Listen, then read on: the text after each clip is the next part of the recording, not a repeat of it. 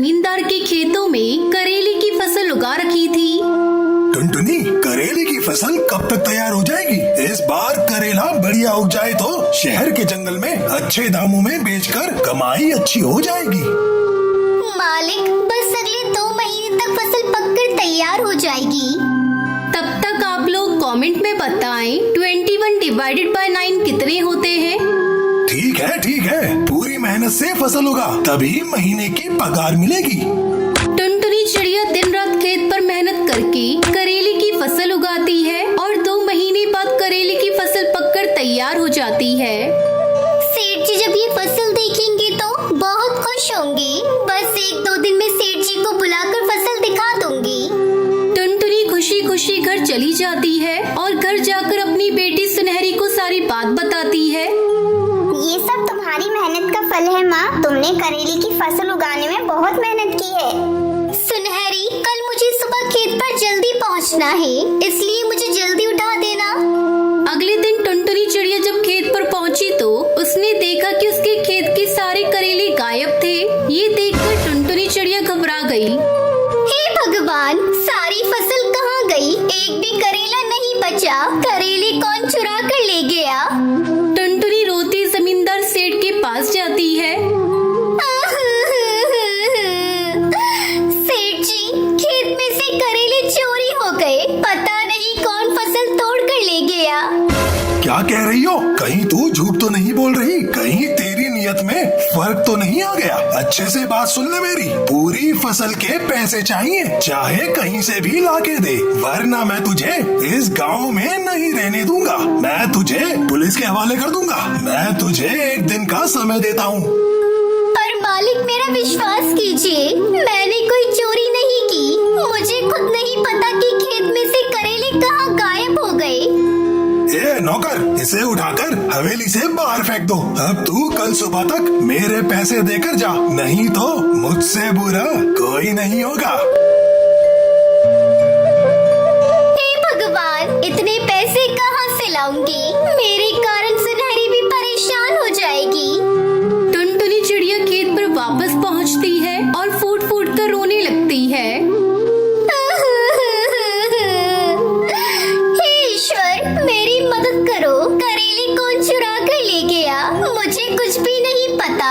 अगर मैं कल सुबह तक जमींदार को पैसे नहीं दे पाई तो वो मेरे साथ साथ मेरी बच्ची को भी गांव से बाहर फेंक देगा। अब मैं क्या करूं? टुनटुनी चिड़िया भी रो रही थी कि तभी वहाँ 2 परियां आती हैं और वो आपस में बातें करने लगती हैं। पीली परी, हमने तो बहुत बड़ी गलती कर दी। पिताजी की तबीयत के लिए हमने धरती पर जो करेले इस खेत से तोड़े थे, उसके कारण इस गरीब चिड़िया को कितनी परेशानी हो रही है। हाँ लाल परी, हमसे गलती हो गई। चलो हम इससे माफी मांगते हैं और जो भी करेले हमने लिए हैं उसके बदले से धन दे देते हैं। दोनों परियां टुनटुनी चिड़िया के पास जाती हैं। टुनटुनी उन्हें देखकर हैरान रह जाती है। टुनटुनी, तुम्हारे खेत से करेले हमने ही लिए थे। हमारे पिताजी को परीलोक के वेद जी ने करेले का जूस पीने की सलाह दी थी और करेला सिर्फ धरती पर ही उगता है, परीलोक में नहीं। इसलिए हमने तुम्हारे खेत से सारे करेले तोड़ लिए। हम तो फिर से करेले लेने आए थे। हमें नहीं पता था कि इस फसल को धरती पर उगने में समय लगता है। टुनटुनी, ये लो, ये धन से भरा हुआ कलश। ये उन करेलों की कीमत है जो हमने तुम्हारे खेत से तोड़ लिए थे। टुनटुनी चिड़िया सोने के सिक्कों से भरा कलश देखकर बहुत खुश हो जाती है। टुनटुनी, क्या तुम हमारी मदद कर सकती हो? बताइए पीली परी, मैं आपकी क्या मदद कर सकती हूँ? अरे टुनटुनी, अब तो तुम्हारे खेत में करेले भी नहीं बचे हैं और हमारे परीलोक में करेले की फसल नहीं उगती है। अगर तुम बादलों पे खेती कर सको तो हमें परीलोक में बहुत आराम हो जाएगा। इसके बदले हम तुम्हें उचित धनराशि भी दिया करेंगे। फिर तुम्हें जमींदार के खेतों पर काम करने की कोई जरूरत नहीं पड़ेगी। तुम बादलों पर ही खेती किया करना। क्या बादलों पर खेती? पर वो मैं कैसे कर सकती हूँ? तुम चिंता मत करो, हम तुम्हें सब समझा देंगे। अभी तुम जमींदार के रुपए लौटा दो, उसके बाद हम तुम्हें बादलों में परीलोक ले जाएंगे। टुनटुनी चिड़िया जमींदार की फसल की सारी कीमत चुका देती है और उसके बाद परियां उसे बादलों में ले जाती है। टुनटुनी, तुम करेलों के साथ साथ और भी सब्जी की खेती कर सकती हो। जी परी, मैं कल सुबह से ही खेती के काम में लग जाऊंगी और आपका बहुत बहुत शुक्रिया जो आपने बादलों पर मुझे खेती करने की अनुमति दे दी। टुनटुनी चिड़िया बादलों पर बने खेतों में करेली की खेती के साथ साथ और सब्जी की भी खेती करना शुरू कर देती है और अपनी बेटी के साथ खुशी खुशी रहने लगती है। कश्मीर में बहुत समय पहले टुनटुनी नाम की एक खिलौने बेचने वाली चिड़िया रहती थी। अच्छे खिलौने होने के कारण सारे पक्षी टुनटुनी चिड़िया से ही खिलौने खरीदते थे। उस गांव में एक और खिलौने बेचने वाला कौवा रहता था। उसका नाम कालू था। वो टुनटुनी से बहुत जलता था। वो यही सोचता था कि कैसे टुनटुनी को परेशान किया जाए। पापा खिलौने, पापा खिलौने। बहन जी, वो लाल रंग का खिलौना देना मेरे बच्चे को। ये लो बेटा। दीदी, मुझे वो नीले रंग की गाड़ी दे दो। अरे ये क्या, इतनी भीड़ लगाकर खड़े हैं पर फिर भी मुझसे कोई खिलौने खरीदने नहीं आ रहा है। ले लो रंग बिरंगे खिलौने ले लो। मैं खिलौने बेचता हूँ, कबाड़ नहीं। दाम कम, खिलौना अच्छा, एक बार खरीदने के बाद चले सालों साल। अरे ये क्या, बाजार में किसी ने इस तरफ मुड़कर भी नहीं देखा। लगता है सबके सब बहरे हो गए हैं। लगता है कुछ न कुछ तो गड़बड़ है। टुनटुनी के पास जाकर देखता हूँ, वहीं पर ज्यादा बच्चे हैं। अरे क्या हुआ कालू भाई, तुम यहाँ क्यों आ गए? असल में वहाँ बच्चे नहीं आ रहे हैं। तुम्हारे यहाँ तो बच्चे भीड़ लगाकर खिलौने ले रहे हैं, इसलिए सोचा इधर ही कुछ शुभ है। अरे कालू भाई, ऐसा कुछ नहीं है। असल में बात ये है कि पक्षी पैसा देकर अच्छा सामान खरीदते हैं। तुम भी अच्छे खिलौने दो तो बच्चे भी तुम्हारे पास भीड़ लगाकर खिलौने खरीदेंगे। कालू खिलौने वाला सोच तो ये बोलता है। बड़ा ज्ञान देने वाली बन रही है। रुक, तेरा ज्ञान निकालता हूँ। बहन, तुम यहाँ पर खिलौने बेचो और मैं तुम्हारी जगह जाकर खिलौने बेचता हूँ। ठीक है कालू भाई, जैसी तुम्हारी मर्जी। टुनटुनी, फिर ये मत कहना कालू भाई ने मेरे ग्राहक छीन लिए। दोनों हल्की सी हंसी हंसते हैं। नहीं कालू भाई, कोई किसी का भाग्य नहीं छीन सकता, तुम निश्चिंत रहो।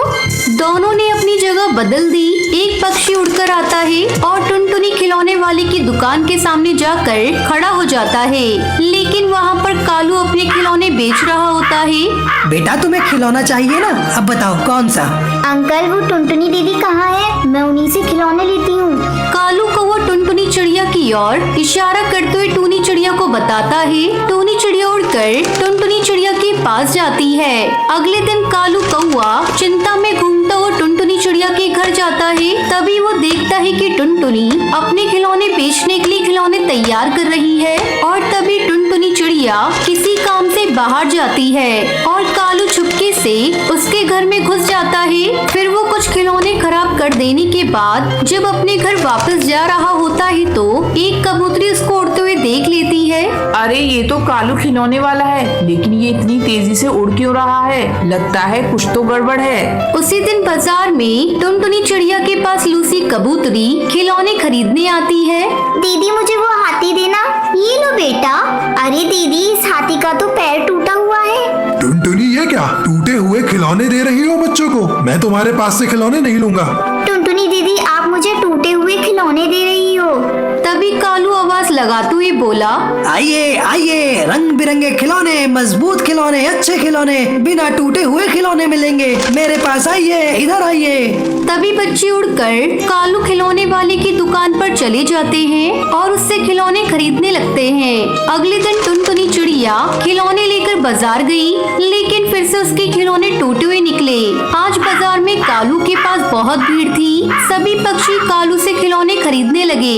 सभी पक्षियों ने टुनटुनी चिड़िया को ठग और झूठा समझना शुरू कर दिया और इधर कालू तरक्की कर रहा था। ये सब देखकर टुनटुनी चिड़िया चौंक गई और टुनटुनी चिड़िया मन ही मन सोचने लगी, ये कालू का ही काम है, लेकिन मैं साबित नहीं कर पाऊंगी। अगर मैं सच्ची हूँ तो एक दिन सबको सच जरूर पता चल जाएगा।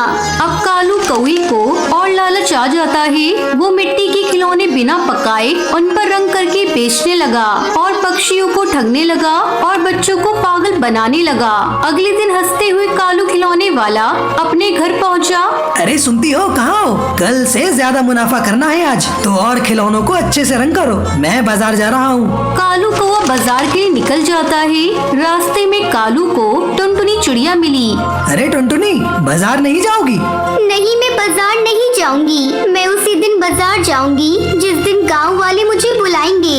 टुनटुनी चिड़िया दूसरे गांव में गली गली घूमकर अपने खिलौने बेचने लगी। वो जोर जोर से आवाज लगाती। ठंडी में उसे बहुत कष्ट होता था, पर इसके अलावा टुनटुनी के पास और कोई दूसरा रास्ता नहीं था। अब कालू कौआ वापस अपने घर पहुंचा और अपनी पत्नी से बोला, कल हमने इस पर ज्यादा रंग कर दिया था, इसलिए अब खिलौनों में से रंग निकलने लगा है। पक्षियों की बहुत शिकायतें आ रही हैं। ये सब बातें छुपकर बबली कबूतरी देख रही होती है। वो मन में बोलती है, अच्छा तो ये बात है, ये कच्चे खिलौने बेचकर हमको ठग रहा है। मुझे इस कौवे का पर्दाफाश करना होगा। बेचारी टुनटुनी कितनी ठंड में दूसरे गांव खिलौने बेचने जाती है। मुझे अभी जल्दी से गांव के पक्षियों को बुलाना होगा। वही दूसरी ओर कालू अपनी पत्नी से बातें करता है। आज रंग में पानी मिलाते हैं। बबली कबूतरी कालू के घर के बाहर चिल्लाने लगती है, अरे कोई है? अरे सबके सब कहाँ गए? अरे कोई है?